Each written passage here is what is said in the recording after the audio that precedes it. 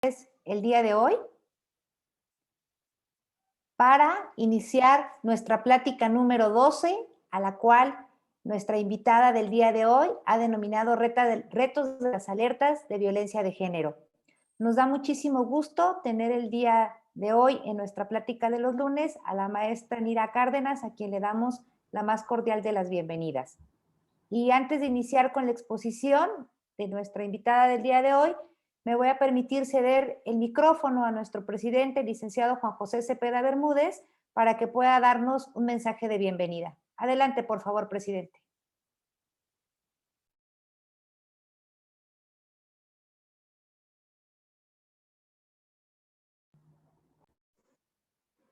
Muchas gracias, Elenita. Muy buenos días a todas y todos.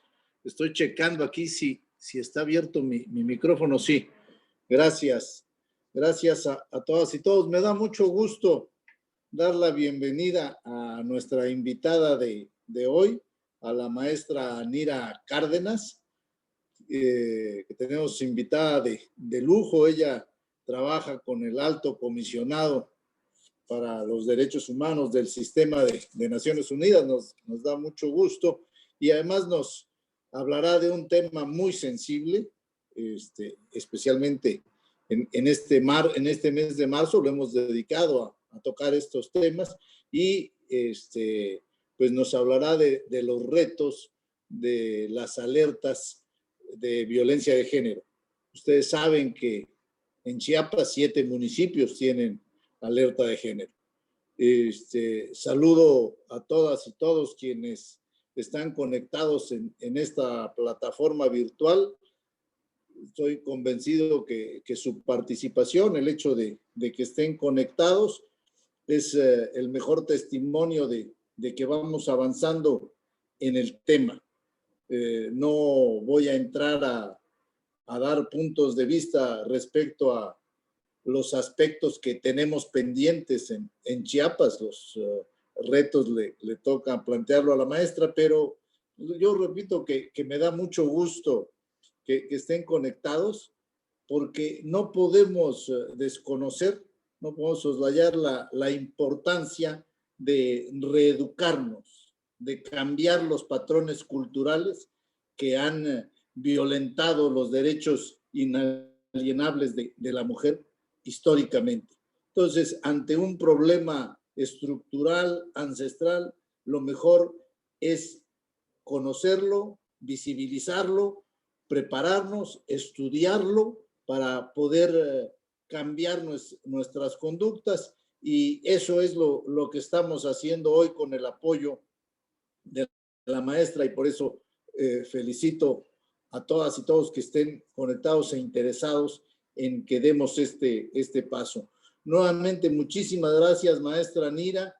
Le doy la más cordial bienvenida y le manifiesto que si al final ya no puedo estar es por razones de agenda, pero voy a tratar de quedarme a toda la plática. Yo debo salir un poquito después de las 10 de la mañana a una firma, pero aquí estoy con ustedes. Muchísimas gracias, maestra Nira. Saludos a todas y todos.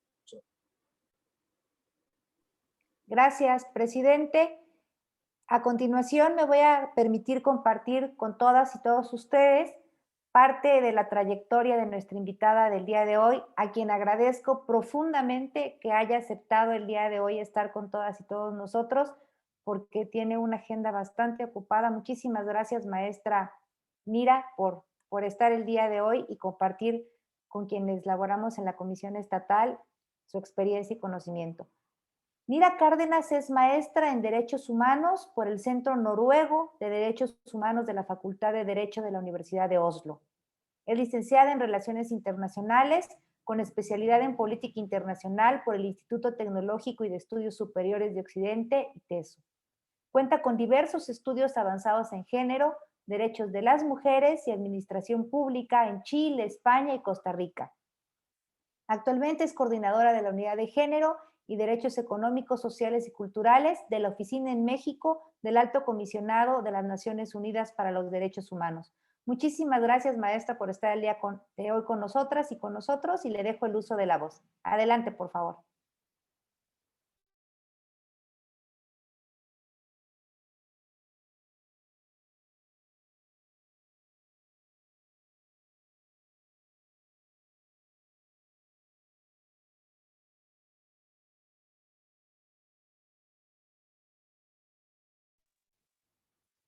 Doctora Nira, ¿sí nos puede escuchar?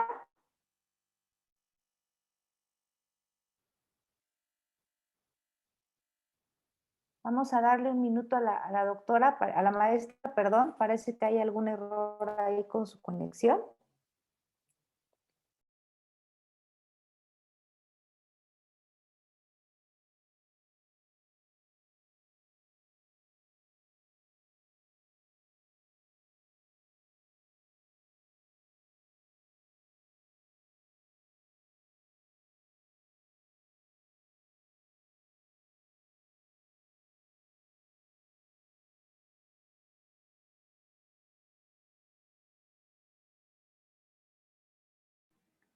Tuvo un detalle la maestra con su equipo de internet, entonces me comenta que ahorita está resolviendo ese tema y ya está con nosotros. Es un tema ahí de conectividad.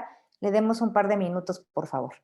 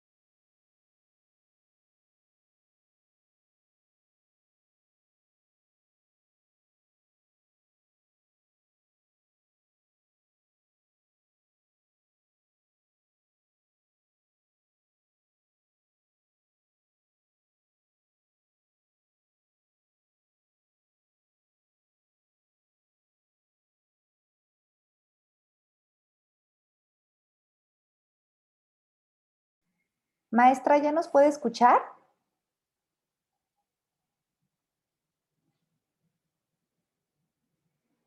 Maestra, buen día, ¿nos puede escuchar?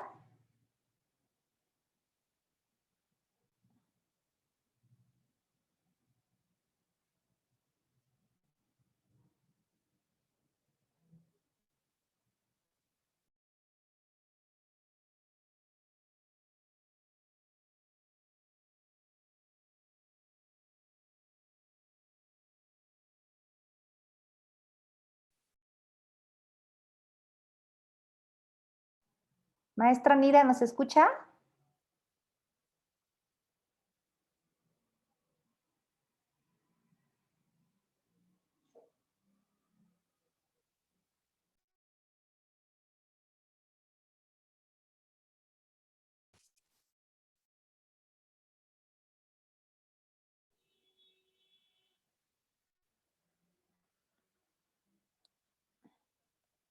Maestra, ¿ya nos escucha?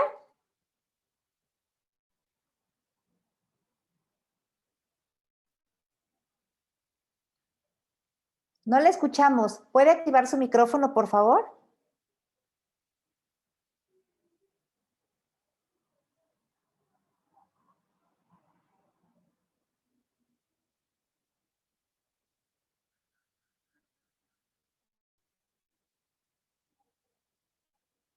No, no le escuchamos, maestra.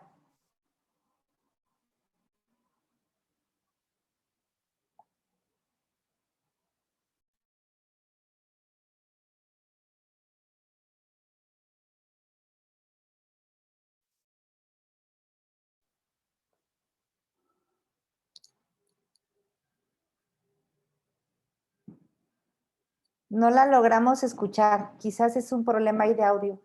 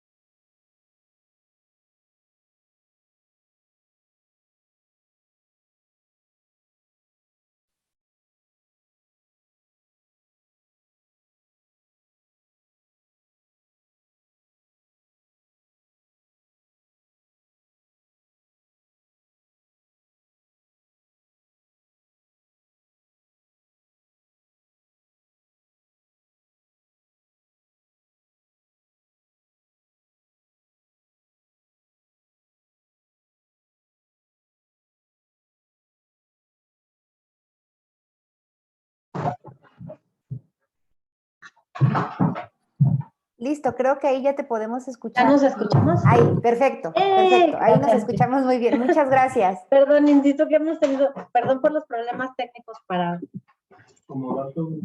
Bien, gracias, muchas gracias. Gracias, presidente, por la bienvenida y gracias por estar aquí. Gracias, Elena, por supuesto, por la invitación a la oficina a conversar con todas y todos ustedes.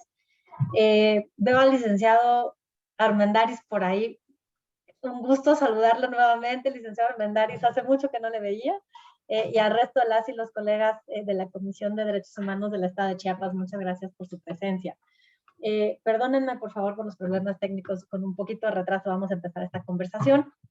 Pero sí, justo la idea es esa, es que sea una conversación, ¿no?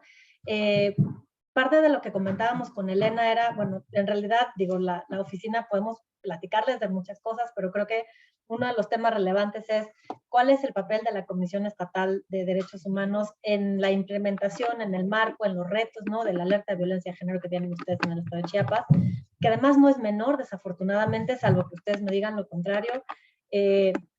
La incidencia de violencia de género y de violencia feminicida no ha disminuido aún con la alerta de violencia, ¿no? Entonces, es interesante preguntarnos por qué como defensoras y defensores, que somos estas dos instituciones, ¿no? La Comisión Estatal y nosotras, hacemos y parece que no hacemos, ¿no? O sea, como, ¿dónde está el eslabón que nos falta para seguir?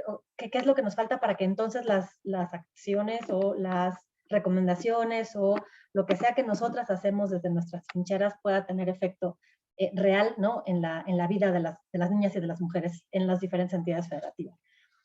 Entonces yo quisiera dividir este espacio en dos partes. La primera tiene que ver con la alerta de violencia como tal, ¿no? La alerta y los retos de la alerta, y en un segundo momento, ¿cuál es el papel de la Comisión Estatal de Derechos Humanos en estos espacios de alerta de violencia de género? Entonces, empiezo con la primera parte, que es la alerta y sus retos, ¿no? Ustedes perfectamente conocen la alerta de violencia, cuál es el mecanismo. No me voy a detener a hablar sobre la Ley General de Acceso. Creo que todas la conocemos. La mayoría de nosotras hemos estado, ustedes han estado en información, en conocimiento, ya en varias capacitaciones, o no capacitaciones, pero espacios en donde se ha podido discutir la alerta de violencia. Ustedes han sido parte del grupo multidisciplinario e interinstitucional que redacta el informe de la alerta. De hecho, la información que la Comisión Estatal genera es parte del análisis que toma este grupo de personas expertas para saber qué es lo que está pasando en la entidad y entonces establecer algunas potenciales recomendaciones para sobrellevar o para vencer esos obstáculos a los que se enfrentan las mujeres y las niñas en la garantía de sus derechos humanos. Entonces, creo que podemos ver como retos en tres, o por lo menos yo lo dividí como en tres espacios, ¿no? Retos en la construcción del informe de alerta de violencia de género, que es como la primera parte. La segunda es ya sobre la implementación de las acciones recomendatorias una vez que se decreta la alerta de violencia. Y el tercer reto tiene que ver con la medición del impacto de estas acciones recomendatorias de la alerta. Entonces, en estas tres, creo que todas nosotras podemos identificar como varios, no quiero decir problemas, pero sí nos enfrentamos a diferentes retos una vez que estamos ahí.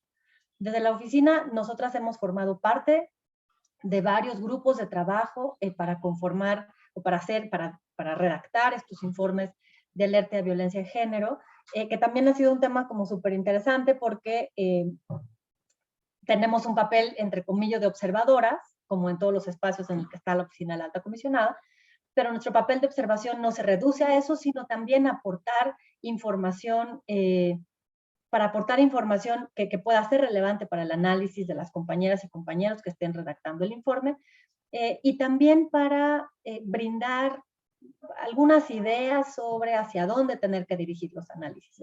Y por supuesto acercar siempre los estándares internacionales de derechos humanos para que el análisis se haga desde el más alto estándar, ¿no? O por lo menos hasta donde tenemos. Ustedes recordarán que los estándares internacionales de derechos humanos son los pisos mínimos a los que estamos aspirando, y en este momento esos son los más altos, pero siguen siendo los mínimos. Entonces, desde ese nivel partimos en el análisis. Cuando estamos construyendo los informes de alerta de violencia de género, nos enfrentamos a varios retos. Primero, y no sé si ustedes lo comparten conmigo, tiene que ver con el acceso a la información, ¿no? No sé si ustedes se enfrentan en el estado de Chiapas, pero me imagino que sí, y por algunos casos que hemos llevado también de la mano con ustedes lo sabemos, no necesariamente se construye información sobre la situación de derechos humanos de las personas. O sea, tenemos información en general sobre alguna acceso a servicios, alguna información de fiscalía, alguna, siempre es alguna, no necesariamente la información a la que podemos acceder, información pública, primero, no está actualizada, y segundo, no necesariamente está desagregada, y tercero, no tiene perspectiva de derechos humanos. Entonces, el primero de los retos en la construcción de este informe de alerta de violencia de género tiene que ver con el acceso a la información, y creo que este es un reto al que nos enfrentamos en todas las entidades federativas, igualmente a nivel federal, ¿no? Recién, digo, si bien tenemos información por parte del INEGI, por ejemplo, el Secretariado Nacional de Seguridad Pública también tiene alguna información, pero no se trata de información que esté desagregada o que tenga todas las desagregaciones que nosotras necesitamos, y entonces nos enfrentamos a diferentes fuentes de información, diferentes tipos de información. Por ejemplo, cuando estamos hablando de violencia feminicida, ha sido un reto para las entidades de procuración de justicia que efectivamente documenten y analicen y tengan los números sobre la incidencia delictiva contra mujeres, si se trata o tratándose de violencia feminicida o violencia sexual, qué tipo de violencia, cuándo, en dónde ocurrió, ¿no? Por ejemplo, cuando nos encontramos analizando información de tal cual, de un feminicidio, nos hemos enfrentado a que sabemos en dónde encontraron el cuerpo, pero no necesariamente en dónde fue, dónde ocurrieron los hechos, por ejemplo. Esa información que tiene que cruzarse no la tenemos clara. Incluso, por ejemplo, en el estado en diferentes estados, pero uno de ellos, el estado de Chiapas, cuando hablamos de violencia transfeminicida, ¿no? También tenemos los retos importantes en eso, ¿no? Incluso en el levantamiento de la lógica de género, del hecho y del cuerpo que se está recuperando desafortunadamente después de un transfeminicidio. Entonces, en la construcción de la información tenemos el reto del acceso a la construcción del informe tenemos el reto del acceso a la información, primero, y segundo, de la perspectiva desde donde se está construyendo este informe. Nosotras hemos trabajado mucho con CONAVIM y con el equipo y con los diferentes grupos de las alertas de violencia, para que esta construcción sea con base en, otra vez, los estándares internacionales de derechos humanos, sobre todo derechos de las mujeres y las niñas, para tener sobre estos tres grandes rubros sobre los que se construye el informe y entonces las recomendaciones, ¿no? Prevención, justicia y seguridad, sobre estos tres grandes rubros mandatados por la ley general, que se hagan con relación a los estándares que están aceptados por México y que forman parte, a partir de la reforma constitucional de 2011, que forman parte del marco normativo nacional. El reto más importante, independientemente, ustedes que hacen recomendaciones, ¿no? Y que también hacen informes especiales y que también están como en esta lógica de diagnosticar la situación y entonces recomendar acciones para superarla, lo difícil siempre es la implementación, ¿no? Porque por más que tengamos un muy buen informe o un muy mal informe, aunque de un mal informe normalmente pues no necesariamente resuelven buenas recomendaciones, pero aunque tuviéramos, digamos, casi sentido común respecto de lo que se tiene que hacer para sobrellevar alguna o para simplemente, no digo erradicar, porque me parece que la erradicación va a llegar después de un muy largo rato, pero por lo menos para hacer frente a algunos retos importantes en materia de violencia contra las mujeres, La parte de la implementación es el gran reto, y también lo decimos respecto a los estándares internacionales de derechos humanos, ¿no? O sea, ya el Estado mexicano forma parte de ellos, ha firmado los tratados, pero de eso a que se conviertan en realidad, dirían varias altas comisionadas, pues hay un abismo. Entonces, ¿cómo podemos hacer? ¿Cuál es el gran reto? El gran reto de las alertas, en realidad, pues es la implementación de las acciones recomendatorias, ¿no? Y para ello hemos encontrado, junto con organizaciones de sociedad civil en algunos casos, pero no siempre, cada una de las alertas responde a un contexto súper distinto, lo que también es un gran reto, por lo menos para quienes acompañamos varios procesos, entender cómo la lógica estatal y quienes forman parte de los grupos de seguimiento, etcétera, créanme que es complejo.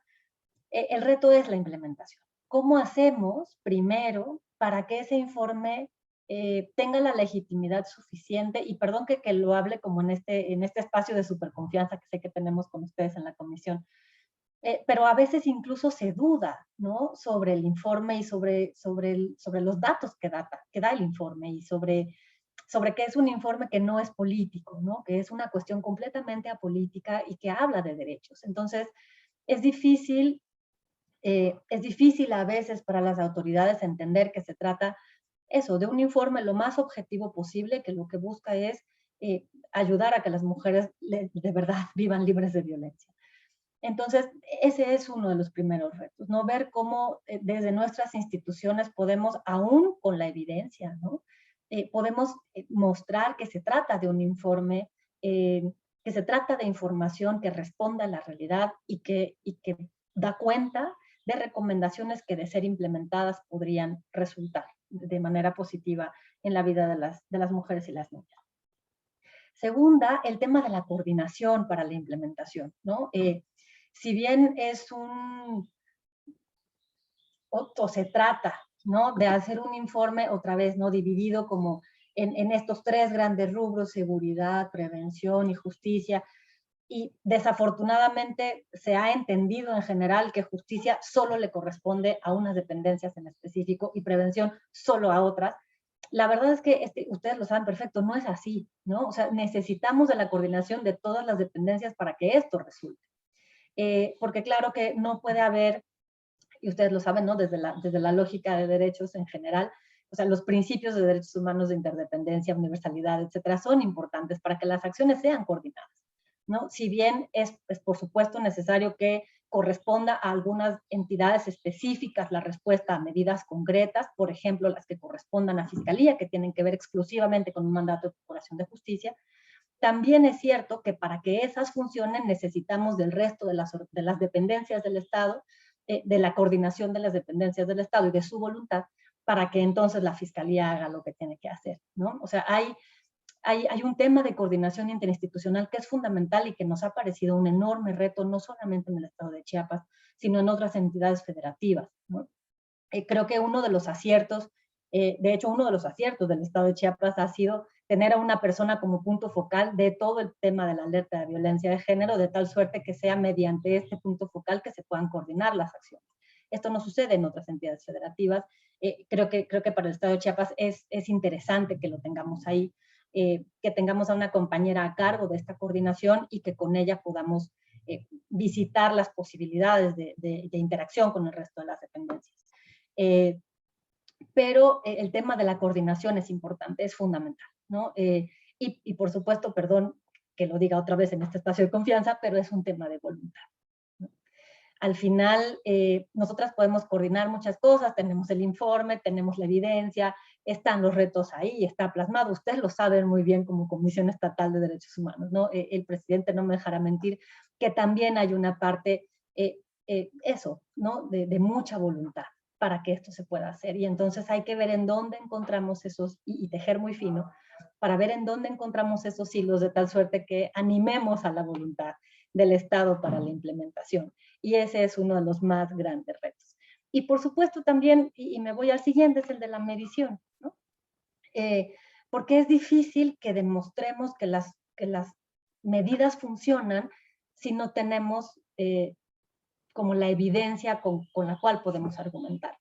Porque nosotras podemos pensar que lo que estamos haciendo va a tener un impacto positivo, pero hasta que no lo vemos de una manera concreta reflejado en, literal, ¿no? En el impacto de la vida de las mujeres, en la disminución de los casos de violencia feminicida, en un mejor, otra vez, en una mejor base de información que nos lleve a saber si lo que estamos haciendo en verdad está funcionando, pues entonces es difícil seguir diciendo que estas medidas estaban bien pensadas, estaban bien hechas, etcétera. O sea, como cualquier otra política pública, tenemos que entender que las medidas también tienen que ser medidas vivas, ¿no? Hay algunas que funcionaban en el momento en el que el informe fue hecho, porque es otro tema, ¿no? El informe se hace en algún momento cuando después, hasta después de cierto tiempo es que se empieza a implementar y a veces el Estado avanza en algunas cosas o retrocede en algunas otras que nos hace repensar y revisitar si las recomendaciones son las más adecuadas.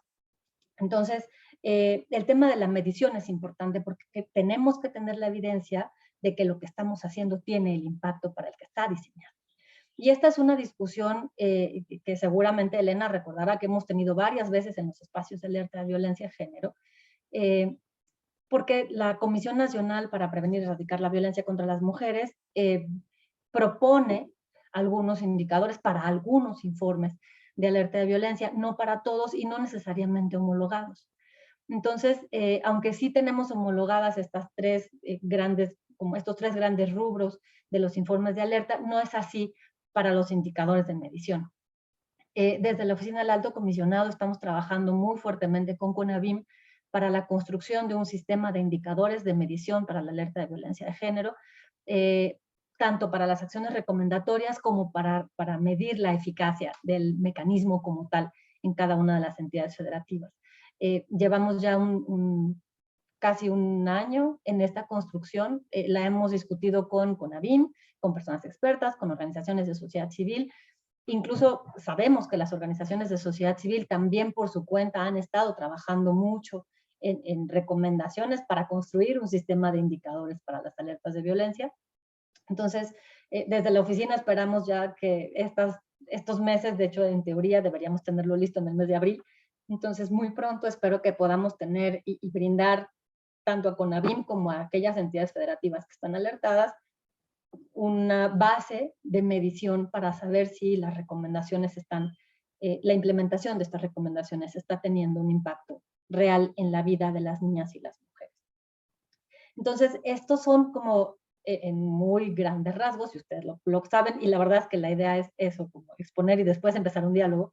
Estos son tres de los más grandes retos que hemos encontrado y resumo: construcción del informe por el tema de la información sobre todo, la implementación en donde resalto sobre todo la cooperación y la voluntad de las entidades que tienen que hacerlo, y también, y creo que es importante, lo voy a relacionar con un tema sobre el papel de la comisión, también es importante que sepamos que no necesariamente, y creo que a veces no lo decimos, pero lo sabemos, las autoridades no necesariamente saben de qué hablamos cuando hablamos de implementar derechos humanos, ¿no? Entonces, también hay que ser, o sea, hay que saber en el contexto en el que estamos y de no saber cómo hacerlo, pues entonces estar en la posibilidad de orientar esta implementación, ¿no? No quiero decir que no tienen por qué no saberlo, porque tendrían por qué, siendo funcionarias y funcionarios públicos, pero es verdad que a veces no lo saben, y es verdad que a veces tal vez una ayuda y una orientación siempre es útil. Y el tercer gran reto es otra vez la medición, ¿no? O sea, sí tenemos que tener o estar mucho más calificadas para poder generar una propuesta de indicadores de medición que nos ayuden a saber si estamos haciendo lo que tenemos que estar haciendo, ¿no? Desde todos los sentidos, ¿no? Y no solamente para el Estado, sino incluso también para nosotras mismas como instituciones promotoras, protectoras y defensoras de derechos humanos. Siempre es importante saber que lo que estamos haciendo tiene el impacto que estamos esperando. Entonces, ahí me quedaría como la ABG y los grandes retos. Y en el segundo momento, creo que sería importante ver ahora en este contexto cuál es el papel de ustedes como Comisión Estatal de Derechos Humanos en este espacio. Y también es interesante ver que ha sido diferente dependiendo de la entidad federativa de la que estamos hablando, ¿no? Aunque las comisiones estatales forman parte de los grupos de trabajo casi por naturaleza, hay algunas comisiones estatales que han decidido no participar, que me parece que es interesante. Hay otras que han decidido ser las impulsoras, las solicitantes de las alertas de violencia de género. Hay otras que se han integrado en un momento después. Entonces creo que es interesante ver que también el papel de las comisiones estatales es un papel flexible, ¿no? Por decirlo de alguna forma. Pero sí creo que es un papel súper necesario. O sea, la presencia de las comisiones estatales es muy necesaria. Y ahora quiero platicarles por qué así lo considero. Primero, las comisiones estatales tienen un papel complementario, me gustaría decirlo así, salvo que ustedes opinen lo contrario, complementario a lo que hace la alerta, ¿no? Desde la lógica técnica, es decir, la alerta propone cosas, pero otra vez, pues no necesariamente saben, ¿no? Las y los funcionarios cómo se hace, cómo se implementan esas acciones recomendatorias. Y la comisión estatal está ahí. Y el papel, igual que el de nosotras, es de cooperación técnica, ¿no? O sea, nosotras también, aunque también hacemos como este monitoreo de en dónde están las vulneraciones a derechos humanos, es nuestra obligación fortalecer a las instituciones para que esas obligaciones de derechos humanos se conviertan en realidad, ¿no? Entonces, creo, o sea, sí considero que hay un papel muy, muy complementario técnicamente, ¿no? De aporte de las comisiones estatales, de su personal hacia la alerta de violencia. O sea, ustedes están en el terreno, conocen mucho mejor los espacios en el que nos movemos, conocen a las instituciones, conocen de los casos, ¿no? O sea, los casos forman parte de los ejemplos que forman el informe de alerta de violencia. Entonces, el papel que ustedes pueden jugar en lo local tiene mucho que ver con la implementación, ¿no? Es lo que decía antes, como con la orientación a la implementación. Cómo eso puede convertirse en realidad. Entonces, ahí creo que tenemos un papel, ustedes y nosotras, porque nosotras hemos formado parte de estas orientaciones. Creo que ahí podemos cerrar de manera importante las pinzas, ¿no? En ver, junto con la sociedad civil también, que es quien tiene mucha más de la información, ver cómo sí podemos aterrizar y podemos llevar esto a la realidad dentro de los grupos de trabajo que se forman una vez que está decretada la alerta de violencia. Por otro lado, también creo que hay un papel, y ahí lo pondría como un segundo espacio, un papel de la comisión que es sumamente político, pero es muy importante, ¿no?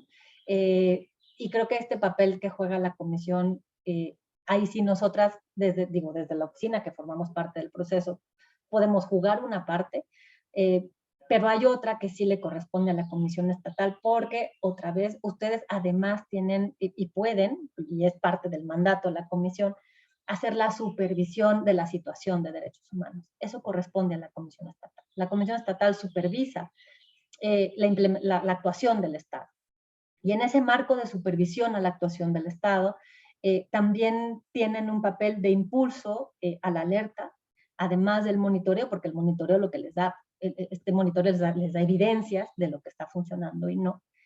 Y creo que este conjunto, en la lógica del mandato de la Comisión Estatal, tanto de la supervisión como del aporte técnico y de la evidencia que ustedes mismas generan, tiene como este aporte político al impulso de la alerta de violencia, ¿no? Y cuando digo político, lo digo en el mejor de los sentidos de lo que significa político, ¿no? O sea, en esta lógica de diálogo, de discusión, de convocatoria para las instituciones del Estado y para las organizaciones de sociedad civil. Creo que nosotras, como instituciones de derechos humanos, tenemos esa gran posibilidad que no tiene necesariamente el Estado de conjuntar a las organizaciones y al Estado en un mismo espacio en donde podamos dialogar. Y a eso me refiero con político, ¿no? O sea, somos dependencias, somos entidades que tenemos la posibilidad de sentarnos a conversar con las dos partes a las que nosotras nos debemos y por las que trabajamos, ¿no?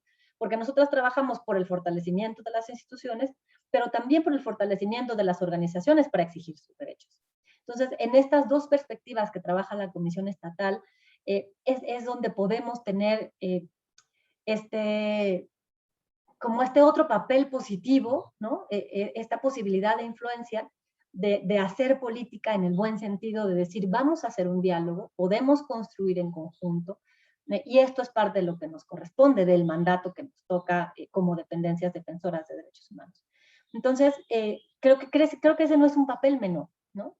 porque el papel de convocatoria que tiene la Comisión Estatal es importante y es algo que otra vez puede impulsar a la implementación de las recomendaciones del informe.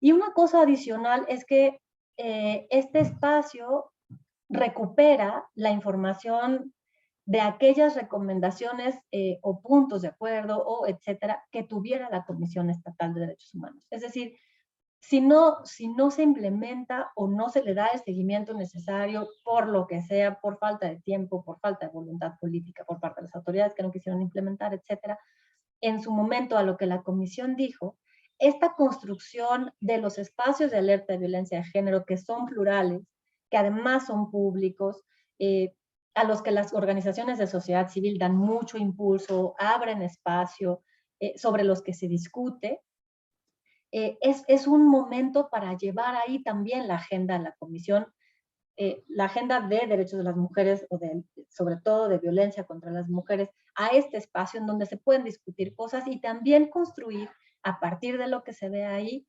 una agenda complementaria para la Comisión. No sé si me explico. O sea, es en dos vías.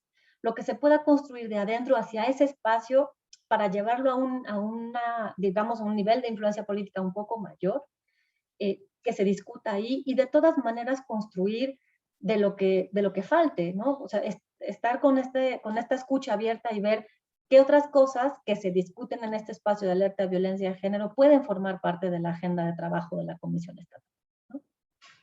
Un tema más que creo que es como más interno. ¿Para qué nos está sirviendo formar parte de la alerta de violencia al total de la Comisión? Porque entiendo perfecto que no todas las personas que están en este espacio están o en visitadurías que tienen que ver con violencia de género, o en áreas que tienen que ver con la alerta de violencia desde la lógica operativa. Creo que también nos llama al fortalecimiento de la perspectiva de género al interior de la Comisión, ¿no? Porque no es solamente ver como estas acciones recomendatorias hacia afuera, y porque no solamente corresponde a aquella unidad que vea violencia el seguimiento a estas medidas recomendatorias, porque nos corresponde a toda la institución como institución, porque habrá alguna visitaduría que trabaje específicamente sobre, no sé, derechos civiles y políticos, por ejemplo, ¿no? Sobre violencia en general, o sobre policías, o sobre mujeres, perdón, sobre personas en reclusión, ¿no? Tal cual. Pero si no la vemos desde la lógica de género, entonces nos quedamos pocas, ¿no? Porque ahí tenemos, y nuestra obligación como funcionarias defensoras de derechos humanos en una institución como esta, pues es tener toda esta perspectiva. Y si no tenemos perspectiva de género, pues otra vez estamos como quedándonos un poquito atrás. Entonces, estar en discusiones que tengan que ver con la alerta de violencia de género obliga también a las dependencias que están ahí dentro a formarse. Y creo que esta es una gran ventaja. Porque aunque se supondría, y no lo digo por esta comisión, pero en general, aunque se supone que todas tenemos que tener formación en derechos humanos y género, no me dejarán mentir, y ustedes que las dan a otras dependencias, no me dejarán mentir que no necesariamente funcionan, ¿no? Y lo vemos, no sé, recién, ustedes lo vieron ayer, ¿no? Con este caso de brutalidad policial en el que fue víctima, desafortunadamente, una mujer salvadoreña en Quintana Roo, ¿no? En Tulum. Entonces, claro, cuando regresamos a ver la cantidad de capacitaciones sobre género y derechos humanos que ha tenido la Policía Municipal, pues nos preguntamos si es que ha sido verdaderamente efectiva, ¿no? Y creo que para el estado de Chiapas más o menos es igual. O sea, ¿cuántas capacitaciones no hemos dado nosotras junto con ustedes? No solamente ahora, sino históricamente, ¿no? Porque hemos tenido la posibilidad de trabajar con Chiapas desde hace muchos años. ¿Cuántas capacitaciones no hemos dado tanto a cuerpos de policía, a fiscalía, al Poder Judicial, etcétera, etcétera? Y regreso a cómo empezamos ahora, ¿no? El nivel de incidencia delictiva en contra de las mujeres por violencia de género no necesariamente se ha reducido. Entonces, ¿cuál es el eslabón que nos falta, ¿no? Esa es como parte de la pregunta. Y estos espacios son muy aprovechables, ¿no? Siempre cuando vayamos, no sé, a cualquiera de las cosas que hace la Comisión, tendrá vinculación con la alerta de violencia, porque así hay mujeres migrantes que son violentadas y le corresponde a la visitaduría que ve personas migrantes. Bueno, pues ahí hay que tener perspectiva de género, porque se trata de un abordaje súper distinto, hablar de mujeres migrantes o de niñas migrantes, y entonces eso también se puede traer como parte de la agenda a la alerta de violencia porque considera mujeres migrantes. O aquella visitaduría o dirección que trabaje con personas indígenas. Pues sí, las mujeres también somos indígenas, ¿no? Y entonces no solamente son personas indígenas, sino hay que tener una lógica de género, que además esta alerta de violencia en Chiapas es la que recupera de mejor manera la perspectiva intercultural y multicultural, ¿no? Y ahí, salvo que Elena me diga otra cosa, creo que hay que insistir mucho más. Yo no tengo claro que las autoridades del estado de Chiapas estén dando tal atención o la atención que se merece la perspectiva inter y multicultural en la implementación de la alerta de violencia, ¿no? Y ahí tenemos una gran oportunidad, porque además, eso otra vez, ustedes son los que están ahí, ustedes son las personas que saben. Entonces, que desde la oficina y desde las organizaciones podamos contar con una comisión estatal que sea activa, que esté capacitada y que sea propositiva y que asuma políticamente el papel que corresponde para impulsar la implementación de la alerta, para nosotras es muy importante. Entonces, creo que es una gran oportunidad la que tenemos en Chiapas, dado el tipo de alerta que es, ¿no? Sí tiene perspectiva de personas en situación de movilidad, entonces mujeres migrantes, tienen perspectiva indígena, hay recomendaciones específicas que recuperan la perspectiva multi- e intercultural, que deben ser bien revisadas, y por supuesto además creo que tenemos buena voluntad por parte de algunas instituciones del Estado, ¿no? No puedo decir todas, insisto que esto se queda aquí, ¿ok? Esto es privado, pero sí creo que como instituciones podemos aprovechar la buena voluntad de algunas instituciones del Estado que se han mostrado abiertas, ¿no? A seguir trabajando. Y creo también que tenemos una buena coordinadora de alerta de violencia, o sea, buena coordinadora es decir, una persona que nos ayuda y que puede coordinar con las instituciones del Estado lo que tengamos que hacer, ¿no? Creo que hay grandes retos en el Estado, grandísimos, ustedes lo saben mucho mejor que yo, sobre todo hablando de, si en la lógica estatal es complejo, en la lógica municipal es todavía más complejo. Creo que son grandísimos retos los que tenemos, pero creo también que una de las grandes ventajas de la alerta de violencia de género, por lo menos así lo hemos platicado con CONAVIM y con aquellas personas que están revisando el mecanismo para la modificación de la Ley General de Acceso, creo que la alerta nos da opciones en el corto, en el mediano y en el largo plazo, ¿no? Aunque las acciones recomendatorias de la alerta son de carácter urgente, dado que es una alerta de violencia de género, algunas de las acciones que se recomiendan tienen lógica de política pública de mediano y largo plazo. Entonces, creo que esa es una ventaja, ¿no? O sea, ya está brindada, digamos, una alternativa de acción para la construcción de política pública más amplia y además ya con base en información clave, ¿no? En información fidedigna que todas construimos desde un espacio plural. Entonces, ver la alerta no solo como este mecanismo de urgencia que se tiene que atender, por supuesto, en este carácter de alerta, pero también como una posibilidad de construcción de agenda de mediano, corto y largo plazo. De mediano y largo plazo, creo que es muy importante, ¿no? Y creo que es una ventaja que no vemos en otro espacio. Y otra ventaja adicional, que sé que plantea un reto, por supuesto, pero es que tenemos participación de sociedad civil. Y sé que es difícil en algunos momentos hablar con las compañeras en general, ¿no? Porque claro que tenemos perspectivas diferentes, pero nosotras como comisión estatal, ¿no? Y como oficina del alto comisionado, pues somos organizaciones también defensoras de derechos humanos. Entonces, no somos instituciones neutrales, ¿no? Somos imparciales, sí, pero no somos neutrales. Estamos del lado de los derechos humanos, estamos del lado de las víctimas. Ese es el lado que nos toca, ¿no? Y entonces nos toca estar del lado de sociedad civil en la mayoría de los casos. Y entonces poder otra vez, ¿no? Como tener esta ventaja de ser una dependencia, una institución pública que tenga la posibilidad de dialogar tanto con las organizaciones como con el Estado, creo que es muy relevante. Entonces, creo que, o sea, sí tenemos muchos retos en la alerta, por supuesto que los tenemos, pero creo que los podemos sobrellevar, claro, con mucho hígado, eso sí, ¿no? Y respirando muy profundo, con mucho autocuidado, pero creo que tenemos buenas posibilidades para llevarla adelante.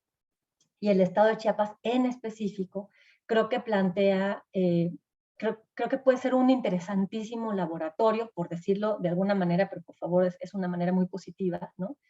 Creo que puede ser un interesante laboratorio que siente las bases de implementación, sobre todo de aquellas medidas que no están vistas en otras entidades federativas. Y otra vez recupero la lógica migrante y la lógica indígena, ¿no? Que eso no está en otras alertas de violencia y es muy importante. Entonces creo que Chiapas tiene la oportunidad de ser una que siente las bases para ver cómo podemos llevar adelante estas alertas de violencia en otras entidades federativas. Desde la oficina formamos parte del seguimiento a la alerta de violencia Chiapas.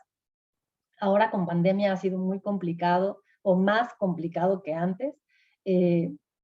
Conocemos el informe que se entregó sobre la implementación de las medidas. Le vemos varios retos al informe. Creo que hay cosas que se pueden hacer todavía más y mejor, conociendo sobre todo la entidad. Pero también entendemos, por supuesto, el reto que eso implica, insisto, sobre todo en la lógica municipal, ¿no? Creo que hay mucho que trabajar, pero también creo que tenemos voluntad. Recuerdo perfecto no sé si alguna de ustedes estaba en la mesa, perdón que no me acuerdo de todas, en una de las primeras mesas, no sé, en la que estaba todavía Fiscalía a cargo de la alerta de Chiapas, estaba Adriana a cargo de la alerta de violencia y nos presentaron los municipios sus campañas de no violencia contra las mujeres. Y entonces, los municipios indígenas, uno de ellos era San Cristóbal de las Casas, me acuerdo perfectamente de la campaña y era una campaña que reflejaba absolutamente nada de la realidad de las mujeres en San Cristóbal, ¿no? O sea, de hecho, la imagen de la campaña era una mujer con cabello lacio, rubio, en una computadora, ¿no? Y decíamos, ajá, o sea, eso de ninguna manera es la realidad contextual de las mujeres en San Cristóbal. Entonces, incluso para esas cosas que parecen menores pero no lo son, se necesita orientación de organismos como ustedes, que están ahí, que están cerca y que tienen toda la experticia en esta materia, ¿no? Y creo también, finalmente ya cierro porque me gustaría como conversar un poquito con ustedes, creo también que es una oportunidad para nosotras como oficina y como comisión que sea uno de los medios de vinculación, ¿no? O sea, tenemos muchos, tenemos varios y podemos encontrar más, pero creo que la alerta de violencia también nos da una agenda en común a las dos instituciones, ¿no? Entonces, creo que también es interesante ver cómo desde aquí podemos construir algo mucho más amplio, mucho más grande o alguna otra cosa de vinculación, ¿no? O sea, tenemos muy buena vinculación, por supuesto en mi caso con Elena, pero no significa que sea una relación solamente personal, sino institucional. Entonces, ¿cómo más podemos fortalecer la vinculación desde la oficina con ustedes en el marco de la alerta o por la alerta, pero también que nos brinde una posibilidad de construir mucho más en el mediano plazo? Entonces, hasta aquí me quedo yo para que podamos conversar un poco sobre lo que les he compartido hasta ahora y problematicemos, por supuesto, lo que sea necesario. No sé, Elena, si vamos bien. Sí, mira, muchas gracias. A continuación, si me lo permites, me gustaría cederle el uso de la voz a la maestra Claudia Ruiz Coutinho. Ella es nuestra visitadora general especializada en asuntos de la mujer y le cedería el uso de la voz para que haga algunos comentarios en torno a lo que nos has platicado. Adelante, por favor, maestra. Buenos días a todas y a todos. Un gusto saludarla, maestra Nira. Muchísimas gracias por sus aportaciones, por esta claridad en la exposición respecto a los retos que se tienen con la declaratoria de la alerta de violencia de género. Como usted bien dice, son muchos los retos, muchas las situaciones a superar o a sobrellevar, ¿no? Y principalmente nosotros hemos observado desde la Comisión Estatal, pues esta parte que hace referencia sobre las medidas y las acciones específicas que tienen los ayuntamientos. Hay instituciones en el Estado muy colaboradoras, otras no tanto, como bien refiere, pero la parte que preocupa es esta, la parte de los ayuntamientos. ¿Por qué? Porque desgraciadamente con la movilidad que hay por los periodos constitucionales en los ayuntamientos, pues hay una rotación constante de personal. no nada más de las encargadas de las áreas de género, sino de las personas que operan estas acciones, ¿no? Desde las policías, los regidores, los síndicos municipales o síndicas. Entonces, eso ha generado, considero, desde mi perspectiva, un cierto retraso en el cumplimiento de estas medidas y acciones. Y por otra parte, también es de reconocer que, bueno, en Chiapas llevamos ya casi 5 años, ahora en 2021, con esta declaratoria de alerta de violencia de género. Se ha avanzado, pero nos falta aún mucho por hacer. Desde la Comisión Estatal hemos estado realizando diversas acciones para contribuir a esto, desde el acompañamiento, la revisión de los temas en las mesas de trabajo, las 3 mesas que tenemos que participamos, que es la de casos, la de educación y la de salud, que afortunadamente el año pasado pues ya pudimos publicar el programa IBE, que fue un paso muy importante. Ya ve que habían algunos retrasos en esto, y también es una lucha constante contra algunas mentalidades e idiosincrasias, ¿no? de los que participamos ahí. Hay una conjunción de muchas cosas, de ahí la importancia de la capacitación de todas y de todos, principalmente, como usted bien dice, aquí al interior de la comisión por la labor que desempeñamos. Entonces, estos escenarios, como usted lo platicó hoy, esta reflexión respecto a la implementación de la alerta de violencia de género, los retos que tenemos todas y todos son necesarios para recordarnos en qué estamos ubicados nosotros, cuál es nuestra función, no perder de vista esta función de acompañamiento a las organizaciones, de solidaridad con ellas, y por otra parte el monitoreo de esta declaratoria. Agradezco mucho su participación, verla nuevamente, y espero que pronto, muy pronto, nos pueda acompañar a Chiapas. Usted y el señor Guillermo Fernández Maldonado, que es el representante de la Oficina del Alto Comisionado de Naciones Unidas en México. Entonces, los esperamos con muchísimo gusto. Ojalá pudiéramos pronto organizar algo. Es una petición especial por parte de la Comisión Estatal, de don Juan José Cepeda, el presidente de esta comisión. Y pues un gusto saludarla de nuevo. No sé si alguno de mis compañeros quisiera hacer alguna pregunta para que nos pudiera usted ayudar a responderla. Gracias, Elenita.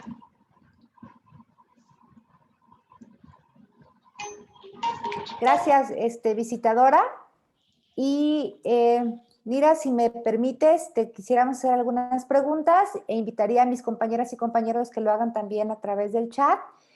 Y esta es una duda que nos ha surgido desde el Instituto de Capacitación, que es en el área en la que yo me encuentro, y que hemos notado que en el caso de la alerta en el Estado, uno de los problemas a los que nos enfrentamos nosotros y nosotras desde el instituto para poder colaborar es en el reporte de datos. No hay todavía o no se ha logrado consolidar una formatería o un sistema que permita recopilar justamente con estas características de interseccionalidad el proceso de formación o capacitación en el que nosotras participamos, porque justo nos han desechado, por así decirlo, si damos alguna capacitación, por ejemplo, en el tema de migrantes, atención a migrantes, no es válido o no lo aceptan porque no va en el contexto de violencia. Entonces creo que quizás si a través de ti nos pudieras orientar cómo poder abonar a que se puedan considerar estos datos en los reportes, porque al final pues es parte de la información que nosotros desde el instituto como capacitadores e instructores tenemos que brindar, ¿no? Entonces ese es un gran reto al que nos enfrentamos porque no hay como una homologación en cuanto a los datos que solicitan. Gracias, Elena. Sobre el tema de capacitación, creo que sí hay como muchas cosas que podemos conversar. De hecho, les voy a compartir la Oficina del Alto Comisionado. Produjimos hace algunos, creo que el año antepasado, o en 2018, 2019 tal vez, un manual para la medición de las capacitaciones, ¿no? Para más o menos dirigir, otra vez, o sea, la formación, bueno, yo no voy por la capacitación, sino por la formación. La capacitación, francamente, de nada me sirve que memoricen, si es que llegan a memorizar algo de los tratados internacionales, ¿no? Es más bien formación, ¿no? Entonces, ¿cómo transformar un taller de capacitación en uno de formación? Creo que es importante. O sea, la lógica no es de conocimiento, sino de habilidades y capacidades, ¿no? Es hacia allá, hacia donde tenemos que dirigir la formación en derechos humanos. Porque lo que nos interesa no es el conocimiento, sino la actitud o la acción, ¿no?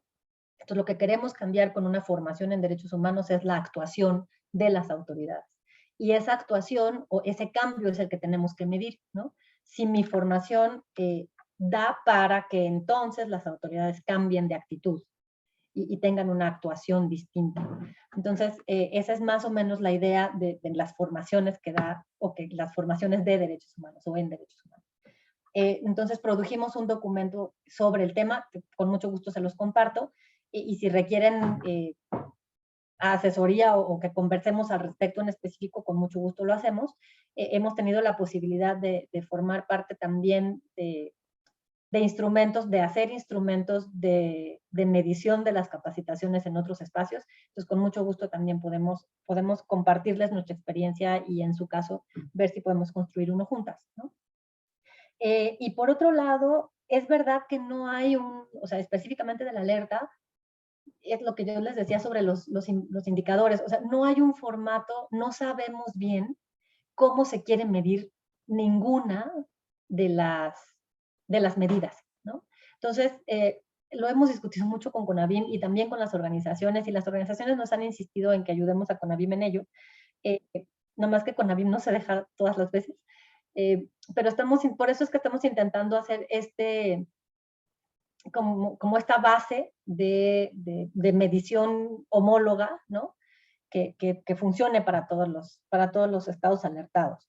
Y en eso sí creo que es importante hacer una distinción sobre qué sí es y qué no es acorde con la alerta. Entiendo, por supuesto, que cualquier capacitación pueda tener un impacto específico en alguna de las medidas recomendatorias, pero, por ejemplo, en lo que me acabas de decir, si es una capacitación sobre personas o detención para personas, no sé, detención o actuación policial en detenciones de personas migrantes, si ese es el indicador que se va a reportar, bueno, si ese es uno de los elementos que se reporta para la medición de alguno de los indicadores, sí tendría que ser muy claro en por qué se está reportando. No digo que no se reporte, sino la razón por la que se reporta, ¿no? Les pongo un ejemplo súper burdo en otra entidad federativa cuyo informe acabamos de leer, en donde, por ejemplo, se reporta, y se los digo en serio, pedimos el reporte de actividades de un instituto de ciencias forenses, ¿no? Y las actividades que nos reportan, si bien o sea, se hicieron con recursos de la alerta además, nada tienen que ver con las acciones recomendatorias al instituto forense, ¿no? Entonces, por ejemplo, incluso se reportó el mantenimiento de las instalaciones, ¿no? O sea, sí, claro que el mantenimiento de las instalaciones sirve a todo mundo, ¿no? Y entonces sirve a la alerta, pero es estirar mucho la liga, ¿no? De que eso funcionara verdaderamente para la alerta, ¿no? O sea, sí sabemos que es necesario, pero no necesariamente impacta tal cual en las acciones recomendatorias de la alerta de violencia. O sea, la acción recomendatoria es fortalecer al Instituto de Ciencias Forenses. Y pues sí se tiene que fortalecer también en el espacio físico, pero la liga, o sea, creo que se estira demasiado, ¿no? Entonces, si tú vas a reportar un taller sobre personas migrantes, sobre detención de personas migrantes, por lo menos que se especifique en la relación que se haga del informe, que había un apartado sobre mujeres migrantes, cuál es la actuación específica de la policía sobre las mujeres migrantes en la detención y por qué eso tiene que ver con alguna acción de recomendatoria de la alerta, ¿no? O sea, no digo que no, pero digo que sí especifiquemos lo más posible para que entonces se vea cuál es el impacto específico en la alerta de violencia, ¿no? Porque si no, tendemos como el resto de las instituciones a decir, no sé, la policía recibió 6,000 capacitaciones o ya tiene 7,000 personas capacitadas y eso en realidad no impacta mucho, ¿no? No sé si respondí. Sí, muy bien, muchas gracias, te agradezco mucho. Y tenemos otras preguntas que realizan nuestras compañeras, si me lo permites. ¿Quieres que se lean las tres o vamos desarrollando una por una? Por ejemplo, dice Gabriela Lu, sobre las medidas de acciones, nosotras como CDH, ¿podríamos emitir medidas generales a los ayuntamientos a efecto de evitar actos futuros? Yo no vería por qué no, ¿no? O sea, creo que ahí no hay una limitación dentro del reglamento de la comisión o la ley de la comisión que lo impidiera. Entonces, incluso creo que puede ser un mecanismo interesante a revisar, ¿no? Si pudiera, digo, no sé, no se ha hecho en ninguna entidad antes, pero si ustedes lo vieran, yo creo que sería incluso innovador, ¿no? No vería por qué no. Si no hay nada que se los impida, creo que es una medida positiva. Muchas gracias. La siguiente nos pregunta nuestra compañera Fátima, ¿cómo podríamos hacer valer ante las autoridades de salud la aplicación de la norma 046, ya que en experiencias pasadas los centros de salud solo aplican esa norma cuando existe un oficio remitido de fiscalía derivado de una denuncia? Ay, yo sé. No sé si a ustedes les pasa y tienen la misma opinión que yo, pero creo que en un balance de con quién es más difícil trabajar, si con fiscalía o con salud, para mí salud es todavía un reto más grande. Y eso es decir mucho, y créanme que no es solamente en Chiapas, es en general, en el país. Ya lo decía Elena antes, es vencer mentalidades que es francamente completamente anacrónicas, ¿no? Pero en fin, en eso estamos. Ha sido muy difícil en el país hacer comprender que la norma es obligatoria y de obligatorio cumplimiento. Es muy difícil hacerles comprender que la ley de víctimas y la norma dicen que no se requiere ningún oficio de ninguna fiscalía para la implementación de la norma.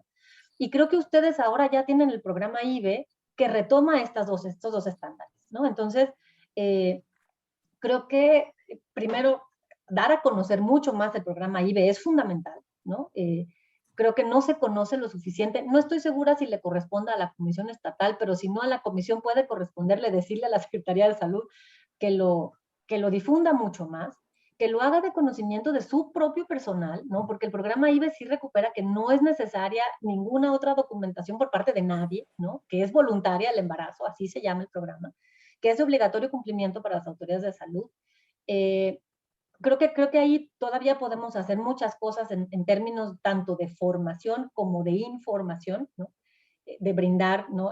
Tanto a la Secretaría de Salud como a las usuarias o potenciales usuarias, y también a la Fiscalía, porque también sería interesante que Fiscalía diga, no, tú no necesitas que yo te dé ningún oficio, entonces implementa lo que tienes que implementar.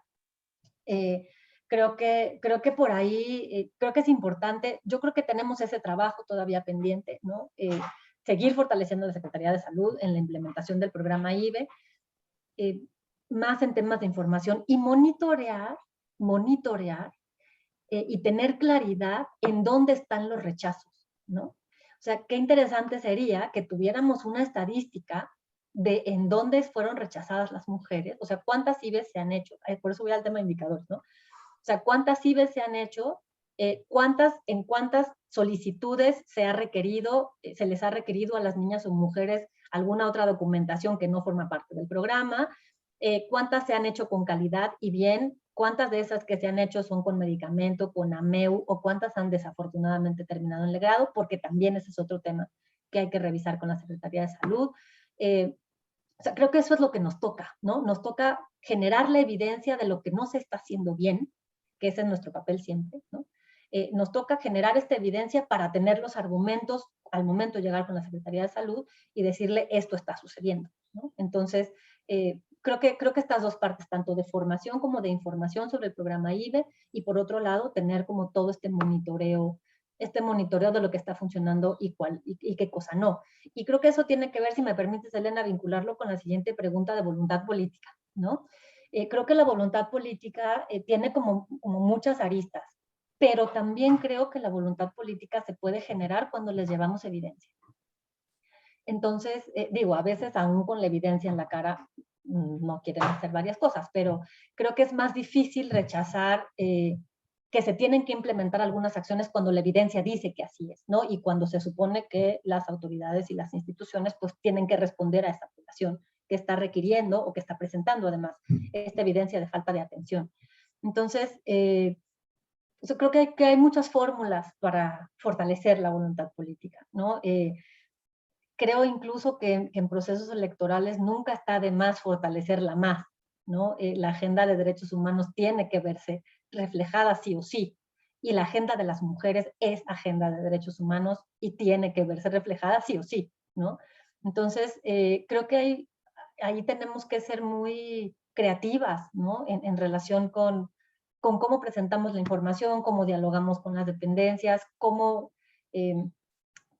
perdón que lo diga de esta forma, pero ¿cómo vendemos que los derechos humanos sí funcionan? ¿No? O sea, garantizar derechos humanos tiene y retribuye desde muchas lógicas, no solo la electoral, por supuesto, pero sí retribuye, ¿no? Retribuye en temas de gasto, de ejecución presupuestal, de menor incidencia de violencia, etcétera, ¿no? O sea, creo que tenemos que seguir construyendo nuestras argumentaciones, otra vez como con base en información siempre, pero sí construir estas